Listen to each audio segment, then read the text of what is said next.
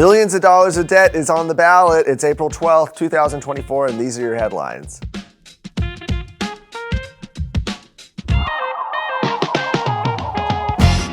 More than 100 school districts have placed bonds on the May 4th ballot, totaling billions and billions of dollars of proposed taxpayer-backed debt.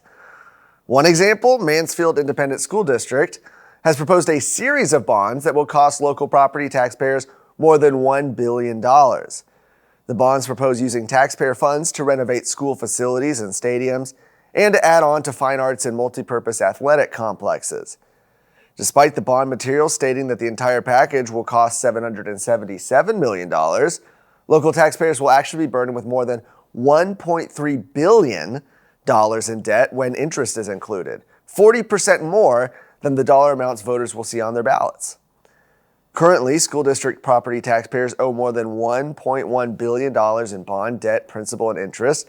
All school bond debt, by the way, is repaid using local property taxes. Whether or not the tax rate changes when a bond first passes, and you'll see this, by the way, in a lot of bond advertising, they'll say the tax rate won't change. But regardless, the local tax liability is increased. Thus, every bond is a property tax increase. Texas law now requires school districts to highlight the tax impact by including language on the ballot stating this is a property tax increase. Attorney General Ken Paxton has filed a letter with the Fifth Circuit Court of Appeals urging an expedited process in the concertina wire fencing case.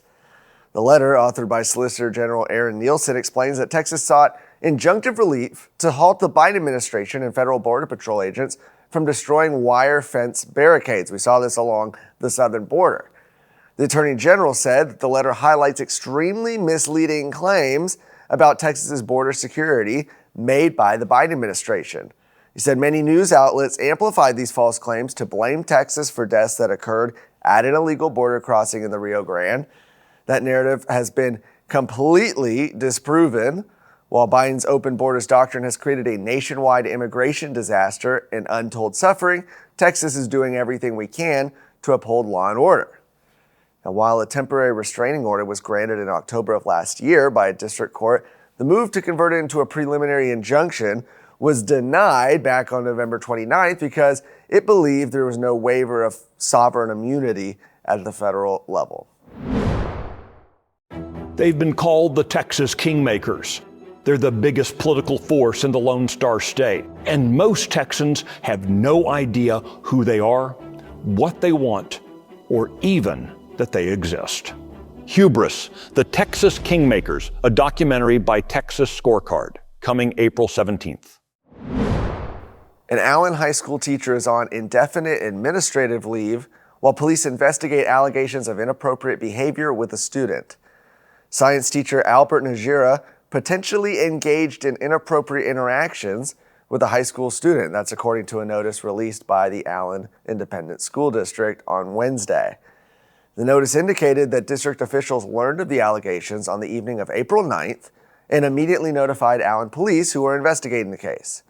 Their statement says the district immediately notified the police department. They immediately responded with an investigation for criminal intent and contacted the student's family. The district did not allow Mr. Najira to return to the classroom, they said, and they placed him on indefinite administrative leave while the investigation continues. They went on to say the district also notified Texas Department of Family and Protective Services and the State Board for Educator Certification of the allegations. Najira received his Texas teaching certificate for science and chemistry in 2020. In 2022, Najira was recognized as one of Allen ISD's North Texas Teachers on the Rise. Allen ISD's website shows that Najira sponsors two student groups, the Musicians Connect and the Space Club. Improper relationship between educator and student is a second-degree felony, punishable by 2 to 20 years in prison. Criminal conduct under the statute includes sexually explicit communications. For more of today's stories, go to TexasScorecard.com.